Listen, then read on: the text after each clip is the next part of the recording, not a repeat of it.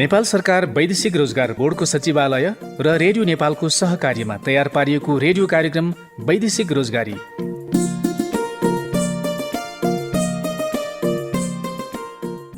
नमस्कार, कार्यक्रम वैदेशिक रोजगारीमा तपाईलाई हार्दिक स्वागत छ।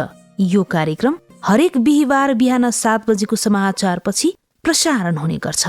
व्यावसायिक, सिपयुक्त, सुरक्षित, मर्यादित एवं व्यवस्थित आन्तरिक तथा बाह्य रोजगारीका लागि आवश्यक पर्ने आधिकारिक सूचना, सन्देश र विभिन्न गतिविधिका साथै स्वरोजगारका प्रेरक अनुभवहरू प्रदान गर्न यो कार्यक्रम तयार पारिएको हो।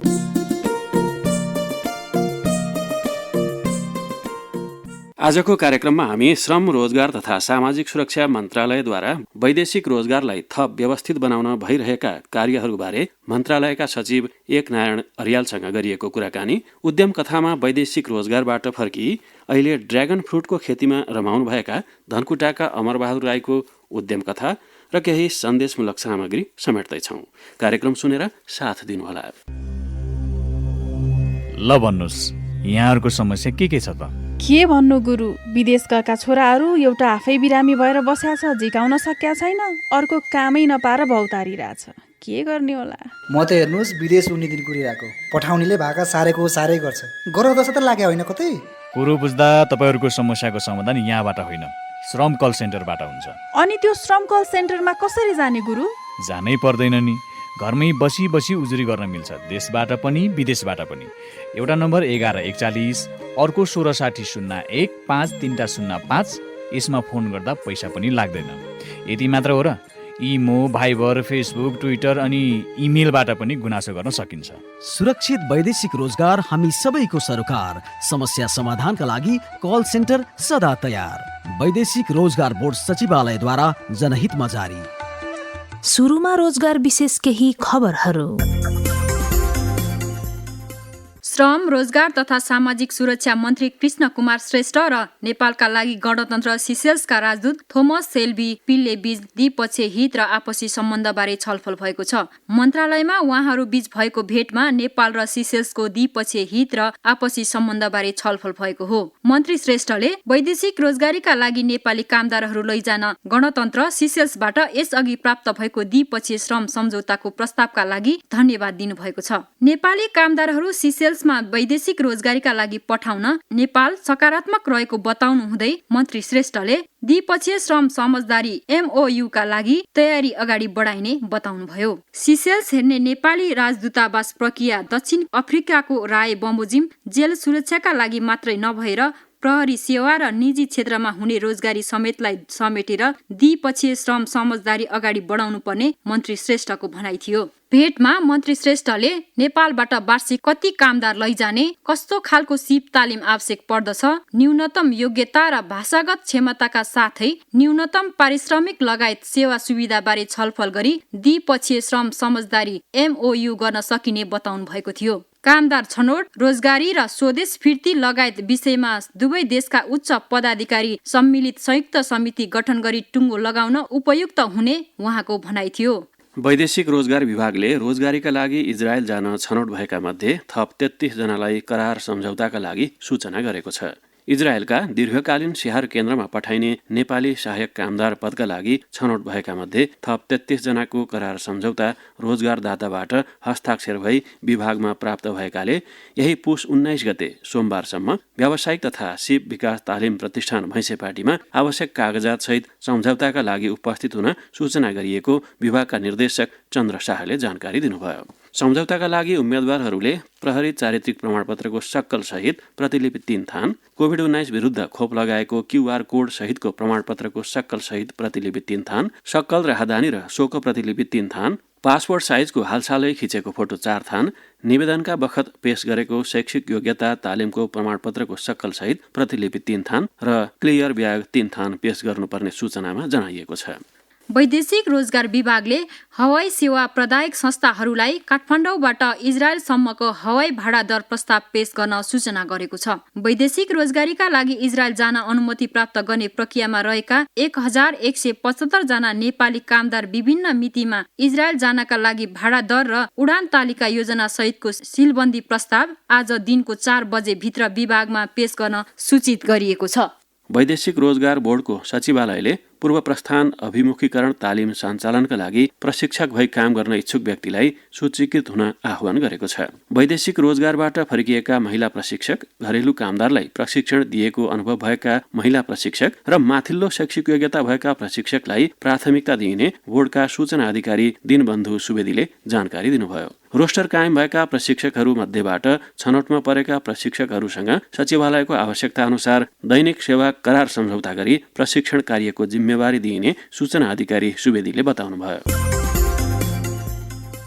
श्रम रोजगार तथा सामाजिक सुरक्षा मन्त्रालयले वैदेशिक रोजगारलाई थप व्यवस्थित गर्ने सवालमा केही महिनाभित्रै नतिजा देखिने गरी नीतिगत सुधार सुरु गरेको छ। वैदेशिक रोजगारमा जानेहरूका लागि विषयगत तालिम दिन 7 प्रदेशमा तालिम केन्द्र स्थापना गर्ने, बेलायत, जापान लगायतका मुलुकहरूसँग श्रम सम्झौता गर्ने, विदेशबाट फर्किएकाहरूलाई स्वदेशमै रोजगारी सृजना गर्ने लगायतका कार्य भइरहेको मन्त्रालयले जनाएको छ। वैदेशिक रोजगारलाई व्यवस्थित गर्ने सम्बन्धमा भइरहेको प्रयास लगायतका विषयमा केन्द्रित रहेर हामीले श्रम रोजगार तथा सामाजिक सुरक्षा मन्त्रालयका सचिव एक नारायण अरियालसँग कुराकानी गरेका छौँ। अबको पालोमा सचिव अरियालसँग सहकर्मी अच्युत अरियालले गर्नुभएको सोही कुराकानी सुनाउँदैछौँ। वैदेशिक रोजगारीलाई व्यवस्थित गराउने विषयमा अहिले के भइरहेको छ? वैदेशिक रोजगारीलाई व्यवस्थित तथा सुरक्षित र मर्यादित गराउने विषयमा हामीले नीतिगत हिसाबमा चाहिँ सुधार कार्य हामी थालिरहेछौँ। जस्तै 10 वर्षदेखि वैदेशिक रोजगार नीति परिमार्जन भएको थिएन, त्यसको पनि कार्यारम्भ भएको छ। त्यस्तै आप्रवासनको चाहिँ एउटा प्रतिवेदन तयार गर्ने काम, त्यसपछि काठमाडौँ केन्द्रित यो जुन श्रम अनुमति पत्र दिने प्रचलन थियो त्यसलाई अलिकति डिसेन्ट्रलाइज गर्नु पर्यो भनेर हामीले यो श्रम रोजगार कार्यालयहरू जति छन् तीलाई सबैलाई एउटा अथोरिटी दिने काम पनि हामीले प्रारम्भ गरेका छौँ।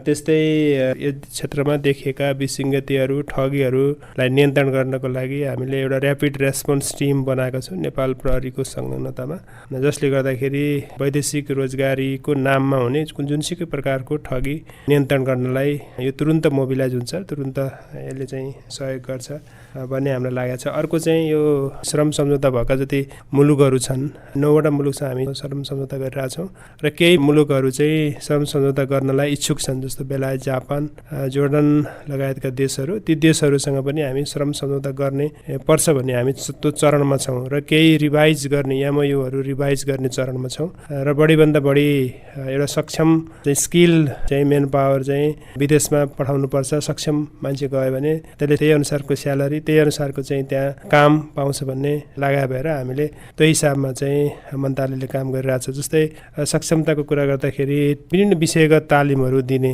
गरी हामीले 7 प्रदेशमा चाहिँ तालिम केन्द्रको स्थापना गर्ने काम पनि हामीले सुरु गरेका छौँ।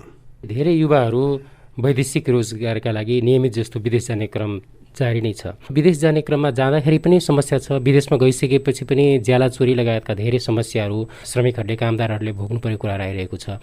यसलाई चाहिँ सकेसम्म कम गर्ने सवालमा सरकारले के प्रयास गरिरहेको छ? ज्याला त्यसपछि एउटा कामको लागि भनेर गयो, त्यहाँ अर्को काममा जाने प्रचलन चाहिँ छ। त्यो चाहिँ के हो भन्दाखेरि हाम्रै कमजोरीले हो। हाम्रै भनेको चाहिँ हाम्रो मेन पावरको कमजोरी पनि हो, मिनिस्ट्रीको कमजोरी पनि हो र जाने मान्छेको कमजोरी पनि हो। किन भन्दाखेरि जस्तै प्लम्बर कुनै कम्पनीले मागेको छ भने अथवा हस्पिटालिटीको कुनै मान्छे मागेको छ भने त्यो मान्छेले चाहिँ हस्पिटालिटीको अथवा प्लम्बिङको अथवा कुनै पनि सेक्टरको त्यो सर्टिफिकेट नक्कली बनाएर जान्छ क्या।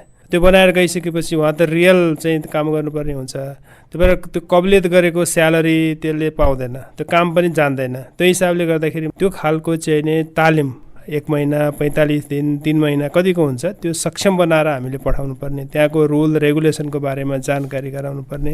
यतिसम्म हो कि तपाईँको चाहिँ नि त्यहाँ कमाएको रेमिटेन्स चाहिँ पठाउने माध्यम र त्यो रेमिटेन्सलाई कसरी उपयोग गर्ने भन्ने कुरासम्मको ज्ञान चाहिँ वैदेशिक रोजगारीमा जाने युवाहरूलाई दिनुपर्ने आवश्यकता चाहिँ देखिया छ। त्यो हिसाबमा चाहिँ हामीले हाम्रा दूतावासहरूलाई पनि सचेत गराइसकेका छौँ। हाम्रो दूतावासहरू पनि त्यो हिसाबमा चाहिँ सक्रिय हिसाबमा चाहिँ लागिराख्नु भएको छ। हामी श्रम मन्त्रालय, वैदेशिक रोजगार विभाग हामी चाहिँ त्यो हिसाबमा चाहिँ यो पोलिसी रिफर्ममै लागेका छौँ र यसको रिजल्ट चाहिँ केही महिनाभित्रै नै देखिन्छ। भिजिट भिसामा जाने कामदारहरूलाई नियन्त्रण गर्न सकिन्छ कि सकिँदैन, यसमा के चुनौती हुन्छ? भिजिट भिसामा पठाउने मान्छे होइन, यसमा यो गिरोह नै संलग्न छ। विभिन्न बाहनाहरूमा चाहिँ पठाउने, इलिगल वेबाट चाहिँ पठाउने। हामीले चाहिँ घरेलु कामदारहरूलाई सरकारले बन्द गर्यो, त्यहाँ गएर दुःख पाएको हिसाबमा चाहिँ हामीले त्यसलाई बन्द गरिदिइसकेपछि अहिले इन्डियाको बाटोबाट, श्रीलङ्काको बाटोबाट अथवा म्यानमार अथवा अरू कुनै बाटोबाट चाहिँ भिजिट भिसामा मान्छेहरू पठाउने, त्यो खालको समूह चाहिँ सक्रिय हिसाबमा चाहिँ विभिन्न बाहनामा मान्छे पठाउने, भित्र पार्ने देखिएको छ। त्यसलाई कन्ट्रोल गर्नको लागि हामीले श्रीमान मुख्य सचिवज्यूको संयोजकत्वमा मिटिङ बसेर हामी गृह मन्त्रालय, त्यसपछि नेपाल प्रहरी, श्रम मन्त्रालय, परराष्ट्र मन्त्रालय र पर्यटन मन्त्रालयको एउटा टिम बनेको छ। यसलाई चाहिँ कसरी व्यवस्थित गर्ने सन्दर्भमा इलिगल वेबाट जाने कामलाई नियन्त्रण गर्ने हिसाबमा चाहिँ टिम बनेको छ। त्यसले वर्कआउट गरिसकेपछि यो भिजिट भिसालाई पनि व्यवस्थित गर्नुपर्छ भन्ने मलाई लाग्छ। विदेशमा लामो समय बसेर विदेशमा रोजगारी गरेर स्वदेश फर्किएकाहरूका लागि स्वदेशमै रोजगारीको अवसर सृजना गर्नको लागि चाहिँ सरकारले केही गरिरहेको छ कि छैन? अहिले स्वदेशमै रोजगारी सृजना गर्ने भन्ने विषय चाहिँ हाम्रो सरकारको पोलिसी त छ, किनभने अहिले प्रत्येक वर्ष करिब 5 लाख युवा चाहिँ श्रम बजारमा प्रवेश गर्छन्। त्यो मध्ये मोर देन 70% मान्छेहरू चाहिँ तपाईँको विदेशै जान्छ। कोही प्रोफेसनल्ली जान्छ, कोही डक्टर, इन्जिनियर अथवा नर्स, त्यो स्किल्ड मेन पावर नै ब्रेन ड्रेनको हिसाबमा चाहिँ बाहिर गइरहेछ। यहाँ अपर्च्युनिटीहरू क्रिएट नभएको हिसाबले केही मान्छेहरू यहाँ खपत हुन्छ। नत्र भने त विदेशकै यसरी नै जाने हो, कामदारकै हिसाबमा जाने। त्यो कामदारको हिसाबमा जाने पनि अब स्किल चाहिँ मेन पावर हामीले पठाउन सकेका छैन। त्यो मेन पावर चाहिँ यहाँ आइसकेपछि उहाँहरूलाई चाहिँ रिइन्टिग्रेसन गराउने, काममा संलग्न गराउने हिसाबमा सरकारले प्रधानमन्त्री रोजगार कार्यक्रम, त्यसपछि यो प्रधानमन्त्री कृषि आधुनिकीकरण कार्यक्रमहरू र अरू कार्यक्रमहरू पनि तयार गरेको छ। प्रोफेसनली उहाँहरूको चाहिँ स्किललाई युज गर्ने सन्दर्भमा कसरी चाहिँ उहाँहरूको नलेजलाई प्रयोग गर्ने, कसरी चाहिँ उहाँहरूलाई मोटिभेट गर्ने, उहाँहरूले जानेको ज्ञान सिपलाई चाहिँ पूर्ण रूपमा उपयोग गर्ने हिसाबमा चाहिँ प्रयोग गर्ने हिसाबमा हामीले एउटा कार्यविधि ड्राफ्ट गरिसकेका छौँ। विभिन्न पक्षहरूसँग कन्सल्टेसन गरेर त्यो कार्यविधि अहिले हामीले कानुन मन्त्रालयमा पठाइसकेका छौँ।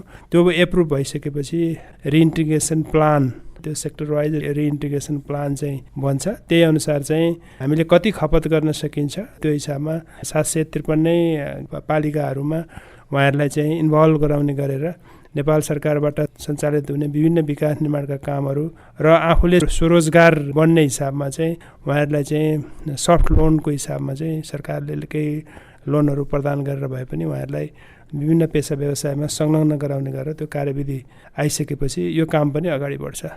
पुनर्एकीकरण कार्यविधि कार्यान्वयनमा आएपछि विदेशबाट आएका जो फर्किएका स्वदेश फर्किएका छन् उनीहरूलाई चाहिँ काम गर्न सहज हुन्छ भन्ने अपेक्षा गर्न सकिन्छ। एकदमै यो कार्यविधि बनिसकेपछि एउटा योजना बन्छ। जस्तो तपाईँको चाहिँ के छ भन्दाखेरि अहिले प्रत्येक पालिकाहरूमा रोजगार प्रवर्धन केन्द्र भनेर इस्टाब्लिस भइसकेका छ। पालिकाभित्रको तत्त पालिकाभित्रको रोजगारको अवस्थाको सिर्जना, त्यहाँको व्यवसायको चाहिँ परिस्थितिको विश्लेषण गर्ने काम चाहिँ हाम्रो रोजगार संयोजकले त्यहाँ गर्नुहुन्छ। त्यहाँ पनि एउटा उद्यम गर्ने प्लेटफर्म चाहिँ हुन्छ, त्यहाँको पोटेन्सियालिटीहरू हुन्छ। आफै ज्ञान आर्जन गरिसकेपछि कतिपय सरकारबाट सञ्चालित आयोजनाहरू, परियोजनाहरू, विकास निर्माणको कामहरूमा पनि उहाँको कन्ट्रिब्युसनहरू चाहिन सक्छ र कतिपय चाहिँ उहाँ स्वयस्फूर्त हिसाबमा चाहिँ आफूले कमाएको बचत भएको पैसा र सरकारबाट दिएको ऋण, सफ्ट लोन भनौँ न, त्यो लगानी गरेर इन्टिग्रेट गरेर चाहिँ कुनै पेसा व्यवसाय चाहिँ गर्न सक्नुहुन्छ। त्यो हिसाबमा चाहिँ मन्त्रालयले आफ्नो काम चाहिँ अगाडि बढाएको छ। अब अन्त्यमा सचिवज्यू, इजरायल जाने कामदारहरूका लागि हिजो मात्रै अर्थात् बुधबार बुस्टर डोज दिने काम पनि सकिएको छ।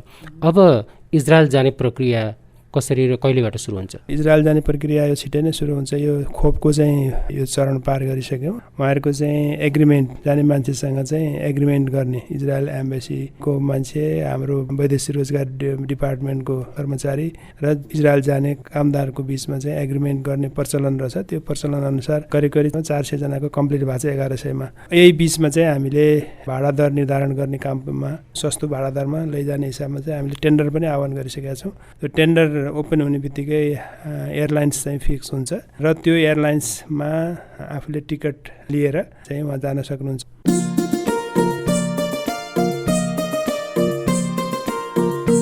अब उद्यम कथाको पालो।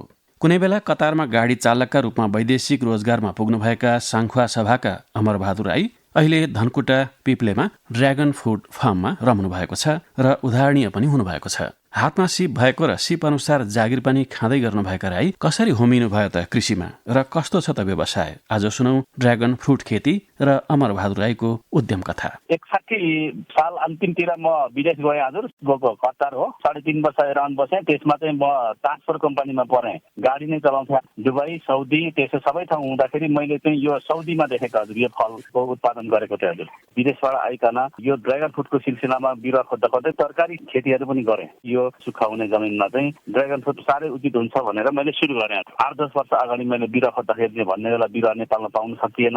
अनि झापा र इन्डियाको केरला अनि यो जम्मा 300 बिरुवा मैले सुरुबाट गरेँ हजुर। 4 वर्ष भयो हजुर अहिले ठ्याक्कै। 4-5 हजार बिरुवा हुर्काउने लक्ष्य राख्नुभएका राईको अहिलेको लगानी कति छ र अवस्था के छ त? लगानी त अहिले लगभग मेरो 15-16 लाख जति पुगेको होला हजुर होइन। क्षेत्रफल चाहिँ मेरो 12 रोपनी एरियामा अहिले 650 बिरुवा रेडी भइसकेको छ, रोपिसकेको छ। 2 वर्ष भयो फल दिएको होइन। अब आउने सालदेखि चाहिँ 650 बोटबाटै फल दिन थाल्छ।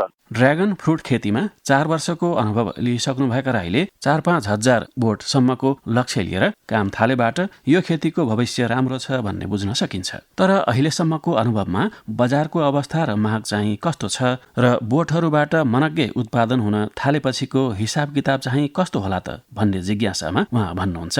बजार त तपाईँको अहिलेसम्म चाहिँ धनकुटा बजारलाई नै पुर्याउनु सकेका छैन।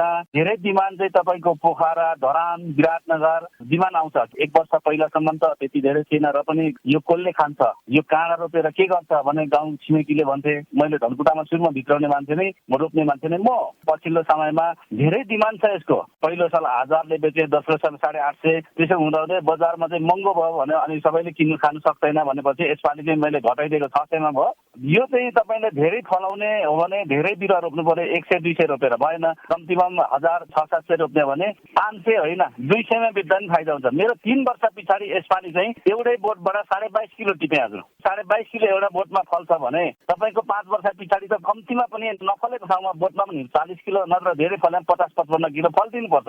दीर्घकालीन लक्ष्य राखी काम गर्दै गर्नुभएका राईको आजको अवस्थासम्मको आम्दानी र रोजगारको अवस्था चाहिँ कस्तो छ त? अहिले ठिक छ अझै। यसपालिदेखि चाहिँ लेबरलाई राम्रोसँग तलब दिएर मलाई पनि केही मात्र इन्कम हुँदैछ हजुर। यसपालिदेखि चाहिँ 2 जना मान्छे चाहिँ कन्टिन्यू दैनिक छन्। बर्खाकामा चाहिँ गोडमेलको लागि त्यतिखेर चाहिँ अरू लेडिजहरू हुनुहुन्छ 4-5 जना भनौँ न, उहाँहरूलाई काम परेको बेला बोलाउने गरी। आम्दानी त अहिले नै मेरो लगभग यसपालि नै फलबाट 2-4 लाख भयो भने अहिलेसम्मको तपाईँको अस्ति असोजदेखि अहिलेसम्म आउँदाखेरि 8 लाख एराउन्डको बिरुवा बेचिरहेको छ हजुर। 5 थर र काभ्रेमा ठुलो डिमान्डमा छ। उहाँहरू 3 हजारको 6000 बिरुवा लाने हुनुभएको छ। खाली रहेको कुनै पनि उत्पादन नगरिएको सुक्खा जग्गामै आफूले यो खेती गरेको र अरूलाई पनि प्रेरित गरेको राई बताउनुहुन्छ। म त्यतिखेर म विदेश गएको समयमा यो कृषिमा लागेको भए कुनै अभिभावकले मलाई यो आइडिया दिएको भए म यतिखेर करोडपति भइसक्थेँ जस्तो लाग्छ मलाई। किनभने मान्छेले गर्दाखेरि सबै थोक हुने रहेछ नि त। हाम्रोमा त कस्तो छ भने धनकुटा नगरपालिका 8 नम्बर चाहिँ अलिक सुक्खा जमिन भएकोले पुसदेखि पुस, माघ, फागुन, चैत, वैशाख, जेठसम्म त पुरै खेती किसान पनि नगर्ने, हुने ठाउँमा पनि नगर्ने, गाई बस्तु छाडा छर्ने, सुँगुर छाडा छर्ने त्यस्तो थियो। अहिले पछिल्लो समयमा म त्यहाँ चाहिँ हाम्रो मामली एरिया जग्गा किनेर त्यो 12 रोपनी एरियामा सुरु गरेपछि चाहिँ अहिले पछिल्लो समयमा मैले मेरो छिमेकीहरूले बिरुवा पनि सिधै मलाई तपाईँहरू रोप्न, मेरो पनि बिरुवा हुर्किन्छ, तपाईँ पनि रोप्न, गाई बस्तु छाडा नछडाउँ भनेर त्यो अभियान गरेर अहिले विभिन्न टोल बस्तीमा चाहिँ छाडा चौपाया बन्देज भएको छ। फलफुल खेतीमा दीर्घकालीन व्यवसाय हुन्छ र दिगो आम्दानी हुन्छ भन्ने बुझ्नुभएका राई आखिर ड्र्यागन फ्रुट खेतीमा चाहिँ कसरी आइपुग्नु भयो त? हाम्रो घर नजिकै एउटा आँपको रुख थियो। 20 रुपियाँ किलो।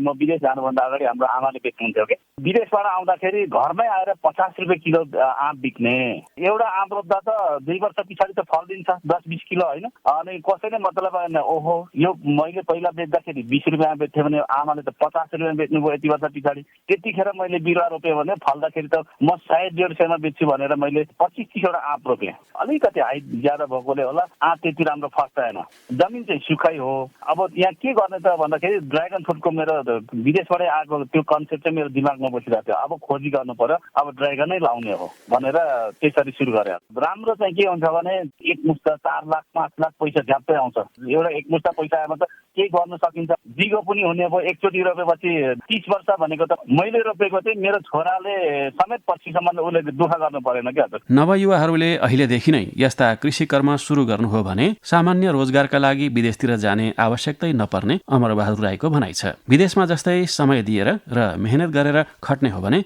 यही पनि कति हो कति। मैले चाहिँ देखेको अब हाम्रो नेपालमा प्रशस्ति मात्रामा जुन एरियामा ड्रागन फल हुन्छ त्यो एरियामा खैर हुन्छ, बाँस हुन्छ, प्रशस्ति मात्रामा हुन्छ। पिल्लरै बनाउनु पर्छ भन्ने छैन। मुनि प्लास्टिक बेरेर गऱ्यो भने बाँस गाडेर 3 वर्ष 4 वर्ष मेरो अब 3 पुरा 4 वर्षको एराउन्डमा जाँदैछ। बाँसमा फलिरहेछ हजुर। कति युवाहरूले मैले त्यसरी पनि भनिरहेको छु। अब 50 वटाबाट सुरु गर्नुहोस् तपाईँले। 50 वटामा तपाईँले मात्रै 5 किलोको दरले मात्रै फलाउनु भयो भने पनि तपाईँले राम्रो इन्कम हुन्छ भनेर मैले दिइरहेको छु। भर्खर 19-20 वर्ष पुगेकाहरू विदेश किन जानु हजुर। विदेश गएर त्यति बिहान बेलुका 24 घण्टा खट्नु भने नेपालमा त कति हो कति। अब त्यतिखेरको उमेरदेखि यहाँ लगानी गर्ने त मेरो उमेरमा त उनीहरू नेपालमै बसेर खरबपट्टि बन्छन्।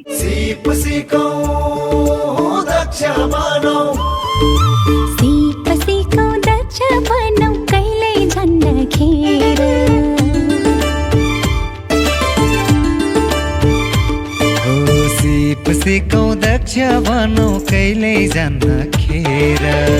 सिप सँगै मेहनत गरौँ बहेर।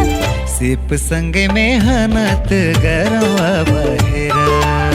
सिप सँगै मेहनत गरौँ बहेर। लौ त आजलाई हामी कार्यक्रमबाट बिदा हुन्छौं। केही सोध्न परे श्रम कल सेन्टरको 1141 वा मोबाइल नम्बर 9886462508 मा फोन गर्न सकिनेछ। यो कार्यक्रम तपाईले रेडियो नेपालको प्रादेशिक प्रसारण केन्द्र बर्दिवासबाट आइतबार बेलुकी 5:30 बजे मैथिली भाषामा समेत सुन्न सक्नुहुनेछ। साथै रेडियो कार्यक्रम वैदेशिक रोजगारी युट्युब च्यानल, रेडियोको समाचार पोर्टल र फेसबुक पेजबाट समेत कार्यक्रम फुर्सदको समयमा सुन्न सकिन्छ। अहिलेलाई सहकर्मी सम्झना गौतम, हेमन्त उप्रेती, अच्युत अरियाल सहित म मनुका कुँवर बिदा हुन्छौं। नमस्ते।